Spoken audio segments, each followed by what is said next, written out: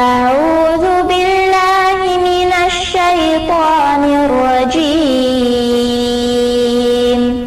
بسم الله الرحمن الرحيم அஸ்ஸலாமு அலைக்கும் வரஹ்மத்துல்லாஹி தஆலா வபரகாத்துஹு. உஸ்வத் ஹசனா இஸ்லாமிய மகளிர் கல்லூரியில் பேராசிரியராக பணிபுரிந்து வரும் ஆலிமா நஜிமா உங்களுடன் 5 நிமிட மதரசாவிலிருந்து ஒரு சிறிய தகவலை பகிர்ந்து கொள்கின்றேன். ஆரம்பமாக இஸ்லாமிய வரலாறு. ஷுஐப் அலைஹிவஸல்லம் அவர்களின் சமுதாயம். ஹஜ்ரத் ஷுஐப் அலைஹிவஸல்லம் அவர்கள் பிரபலமான ஒரு இறை தூதர் ஆவார்கள்.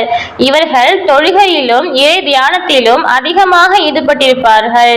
இறையச்சாத்தால் அழுது கண்ணீர் ஒடித்துக் கொண்டே இருப்பார்கள். புனித குர்ஆனில் 11 தடவை இவர்களை பற்றி விவரிக்கப்பட்டுள்ளது. இவர்கள் இப்ராஹிம் அலைஹிவஸல்லம் அவர்களின் மகன் மதியன் என்பவரின் சந்ததியாவார்.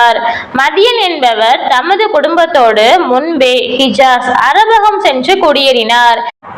இக்குடும்பத்தினர் மெல்ல மெல்ல பெருகி ஹிஜாஸின் கடைசி எல்லையிலிருந்து ஷாம் தேச எல்லை வரை பரவியுள்ள ஒரு சமுதாயமாக பெருகினர். நமது நபி ஸல்லல்லாஹு அலைஹி வஸல்லம் அவர்கள் காலத்தில் ஷாம், பலஸ்தீன் மற்றும் மிஸ்ர் செல்லும் வழியில் மதியனுடைய புராதன கட்டடங்களை கண்டுள்ளனர். இந்த சமுதாயத்தில் தான் ஷுஐப் நபி பிறந்தார்கள். அதன் பிறகு ஷுஐப் சமுதாயம் என்று அழைக்கப்பட்டனர். இச்சமுதாயம் சிலை வணக்கம், இணை கற்பிக்கும் கொள்கை, அளவை மற்றும் நிறுவையில் மோசடி செய்தல், வழிப்பறி, கொள்ளை, விபச்சாரம் ஆகிய குற்ற செயல்கள் ஈடுபட்டிருந்தனர். ஷுஐப் நபி அவர்களுக்கு தூதுத்துவம் கிடைத்த பிறகு இந்த மக்களுக்கு ஈமான் மற்றும் ஏகத்துவத்தின் பக்கம் அழைப்பு விடுத்தார்கள்.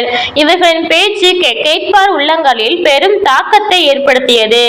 இதனாலேயே இவர்களை நமது நபி ஸல்லல்லாஹு அலைஹி வஸல்லம் அவர்கள் ஹதீபுல் அன்பியா என்னும் புனை பெயரால் அழைத்தார்கள்.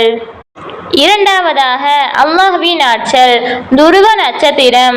அல்லாஹ் தஆலா விண்ணில் ஒளி சிந்தும் ஏராளமான நட்சத்திரங்களை படைத்துள்ளான். இவை தத்தமது எல்லைக்குள் சுழன்று கொண்டிருக்கின்றன. இந்த சுழற்சியின் காரணமாக அவை கிழக்கில் இருந்து மேற்கே தமது இடத்தை மாற்றிக்கொண்டே இருக்கின்றன. லட்சக்கணக்கான இந்த நட்சத்திரங்களில் துருவ நட்சத்திரம் என்று ஒன்றும் உண்டு. இது எப்போதும் வட திசையிலேயே இருக்கும்.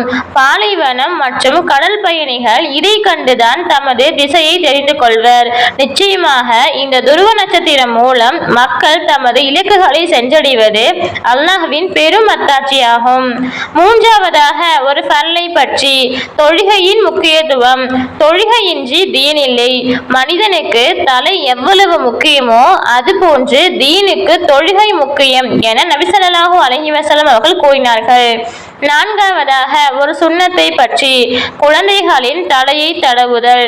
முஹம்மது நபி ஸல்லல்லாஹு அலைஹி வஸல்லம் அவர்கள் அன்சாரி சஹாபாக்களின் வீட்டுக்கு சென்றால் அவர்களின் குழந்தைகளுக்கு சலாம் கூறுவார்கள். மேலும் அக்குழந்தைகளின் தலையை தடவி கொடுப்பார்கள் என அனஸ் பின் மாலிக் ரலியல்லாஹு அன்ஹு அவர்கள் அறிவித்துள்ளார்கள். ஐந்தாவதாக ஒரு முக்கிய அமலின் சிறப்பு. படுக்கையின் மீது தியானம். அநேக மக்கள் மிருதுவான படுக்கையின் மீது அமர்ந்து அல்லாஹ்வை தியானிப்பார்கள். அல்லாஹ் தஆலா அவர்களுக்கு பெரும் அந்தஸ்துகளை வழங்குவான் என நபி ஸல்லல்லாஹு அலைஹி வஸல்லம் அவர்கள் கூறினார்கள். ஆறாவதாக ஒரு பாவத்தை பற்றி. குடிகாரன் தாகித்தவனாக எழுவான். ஒரு குடிகாரன் மது அருந்தி தௌபா செய்யாமல் அதே நிலையில் மரணித்தால் மறுமையின் போது தாகித்தவனாக எழுவான் என நபி ஸல்லல்லாஹு அலைஹி வஸல்லம் அவர்கள் கூறினார்கள். ஏழாவதாக உலகத்தை பற்றி. மரணமும் பொருளாதார குறைவும். ஆதமுடைய மக்கள் 2 விஷயங்களை தீயவையாக கருதுகின்றனர். ஒன்று மரணம். இது முஃமின்களுக்கு குழப்பமான வாழ்வை விட சிறந்ததாகும். 2 பொருளாதார குறைவு. இது குறைவாக இருந்தால்தான் நாளை மறுமையில் கணக்கு குறையும் என நபி ஸல்லல்லாஹு அலைஹி வஸல்லம் அவர்கள் கூறினார்கள். எட்டாவதாக மறுமையை பற்றி. மரணித்த பின் உயிர் பெறுதல். அல்லாஹ் தஆலா மறுமையில் அடியார்களை நோக்கி கூறுவான், நாம் உங்களை முதல் தடவை படித்தவாறே இப்பொழுதும் நீங்கள் நம் கட்டளையால் உயிர் பெற்று நம்மிடம் வந்துவிட்டீர்கள். ஆனால் நாம் உங்களுக்காக வாக்களிக்கப்பட்ட இந்த மறுமையை ஏற்படுத்தவே மாட்டோம் என்று நீங்கள் எண்ணிக்கொண்டிருந்தீர்கள். 9வதாக நபி வழி மருத்துவம், இருதய நோய்க்கான சிகிச்சை.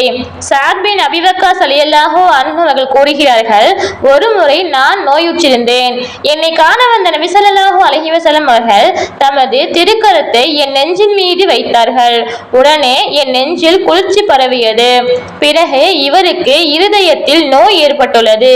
எனவே இவரை சிறந்த மருத்துவரான ஹாரிஸ் பின் ஹலிதாவிடம் கொண்டு செல்லுங்கள். அந்த மருத்துவர் இவருக்கு 7 அஜ்வா பேரிச்சம்பழத்தை விதையுடன் இடித்து உண்ண தரட்டும் என்றார்கள். 10வதாக குர்ஆனின் அறிவுரை. அல்லாஹ்விற்கு அஞ்சுங்கள். குர்ஆனில் அல்லாஹ் தஆலா கூறுகிறான், நம்பிக்கை கொண்டவர்களே, அல்லாஹ்விற்கு அஞ்சுங்கள். மேலும் ஒவ்வொருவரும் நாளைக்காக தான் முற்படுத்தி வைத்திருப்பதை பார்த்து கொள்ளட்டும். மேலும் நீங்கள் அல்லாஹ்விற்கு அஞ்சுங்கள். நீங்கள் செய்பவற்றை அல்லாஹ் தஆலா நன்கறிந்தவன். அல்ஹம்துலில்லாஹ். அஸ்ஸலாமு அலைக்கும் வரஹ்மத்துல்லாஹி தஆலா வபரகாத்துஹு.